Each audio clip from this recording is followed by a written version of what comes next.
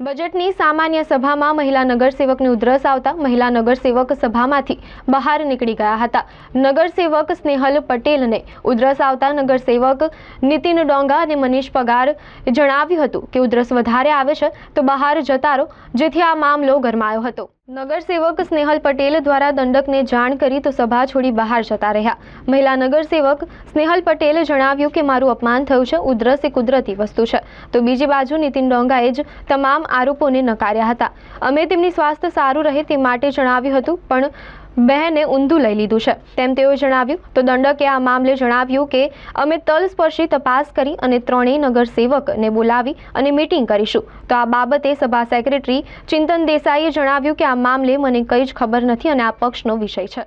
તો સભાની અંદર ખાંસી મને 4-5 દિવસથી તબિયત બગડેલી છે, છતાં પણ હું આવું જ છું બજેટની અંદર. પણ ખાંસી મને થાય છે એટલે અમારા બાજુમાં મનીષભાઈ કહે છે ગરમ પાણી પીવો, આ કરો, આટલી બધી ખાંસી થાય છે. નીતિનભાઈ કે પેલી સામેની ખુરશી પર જતા રહો. પણ ખાંસી કુદરતી છે, મને પણ ના જ ગમતું હોય. પણ હવે જે તબિયત ખરાબ છે એના કારણે હું શું કરવાની હતી. હવે એમને ના ગમતું હોય તો હું સભાથી નીકળી જાઉં. હવે એમને ના ગમતું હોય, બાજુ ખાંસી થતી હોય તો કંઈ વાંધો નહીં, હું નીકળીને ઘરે જઈશ. જવાબદાર છે એટલે તો 3 દિવસથી જવાબદારીના ભાગરૂપે તબિયત નથી સારી છતાંય આવું છું. ના, મેં અમારા દંડકને જાણ કરી છે અને હું નીકળું છું. બહાર નીકળવાનું કોને કીધું આપને? ખાંસી થાયા કરે છે ને બાજુમાં બોલ કરે, ખાંસી ખાવ છો તો પછી હું નીકળવું જ પડે. બીજું તો કોઈ રસ્તો નથી મારી પાસે. મને કંઈ ખ્યાલ નથી. હું તો હમણાં જ બહાર આવ્યો એટલે હવે અંદર જઈને પૂછું છું અને અલ્ટિમેટલી એ નેતા અને દંડકશ્રીને પૂછીને જે કરવાનું હોય એ લોકોએ કરવાનું હોય, જે સભાસદો મિટિંગમાં બેઠા હોય એ લોકોએ. સર, તમે શું જાણ થઈ અંદર કે તમે બહાર આવ્યા છો? હું બીજા કામ માટે આવ્યો. મારે એક દંડકશ્રીને એક વાત કરવાની છે, એ મેસેજ મારે પહોંચાડવાનો છે, એના માટે હું બહાર આવ્યો છું. મને આ વિષયની બહાર આવ્યા પછી જ જાણ થઈ મીડિયા. શું જાણ થઈ? એક બેનને બહુ ખાંસી આવે છે એટલે બહાર આવ્યા છે, એટલું ખબર પડી છે. એટલે હવે એકચ્યુઅલ શું છે એ ખ્યાલ નથી મને. અહીંયા સભાસદોએ એમનું અપમાન કર્યું છે તેવું બેનનું કેવું છે?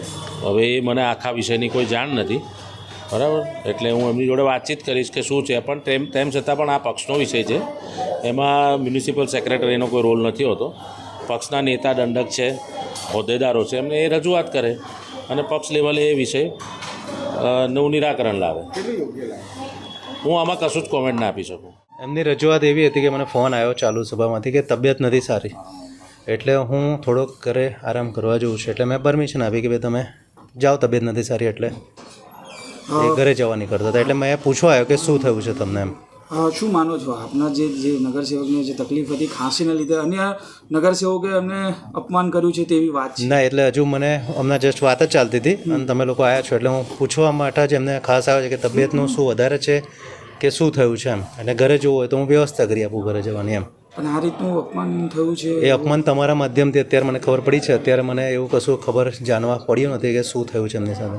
જે કાઉન્સિલરે અપમાન કર્યું છે એવું કેવું છે એમનું કે એમના સ્વાસ્થ્ય લઈને અમે એવું કીધું છે, એવું કેવું છે? એટલે હું પૂછું છું ને અમને, એટલે પૂછીને અમે આગળની જોઈશું કે હવે જેને વાત કરી છે તમે કહો છો તો અમે એમને બી જરા સાંભળીશું. કેટલું યોગ્ય એટલે એ જ છે ને, અત્યારે જાણીશું ને અમે તો. એવું કે છે કે ખાંસી થતી એટલે તમે એવું કીધું કે પાણી પી લો, તમે ના, મેં નથી. સામે જતા રહો એવું કહી રહ્યા છે કે બીજી જગ્યા ચેન્જ કરો એવું તમે કીધું? મેં નથી કીધું. કોણે કીધું? એમ મને નથી ખબર. એ તમારું નામ લઈ રહ્યા છે શું તમારા અને મનીષભાઈ પર એવો આક્ષેપ છે કે તમે એમ કીધું કે આ જગ્યા પરથી અલગ બીજી જગ્યા પર બેસી જાઓ? ના. બેનને મેં એવું કીધું કે બેન એસીનો બ્લો તમારા માથા પર આવે છે એટલે તમે મારી જગ્યા પર આવી જાઓ. સામે જતા રહો નહીં કીધું. તો કાઉન્સિલરને આ રીતે એમને એવું લાગ્યું કે એમનું અપમાન થયું? ના, હવે હું તો એની સ્વાસ્થ્યને ધ્યાનમાં રાખીને કીધું ભાઈ બ્લો તમારા માથા પર આવે છે, તમને શરદી થશે એટલે તમે અહીંયા આવી જાઓ. બેને અલગ લઈ લીધું એવું છે? એવું લાગે? બિલકુલ. શું લાગે છે તમને? શું આપને શું લાગ્યું? બેને શું લઈ લીધું? અમે તો એને સ્વાસ્થ્ય માટે એવું કીધું બેન તમારા માથા પર બ્લો આવે છે, તમે એસી બંધ કરવાનું કહે છે, તો તમને ઠંડી લાગતી તમે મારી જગ્યા પર આવજો, હું તમારી જગ્યા પર આવી જાઉં. બેને અંદર રજૂઆત કરીને બહાર નીકળી ગયા? ના, એ મને નથી કેમ બહાર નીકળી ગયા.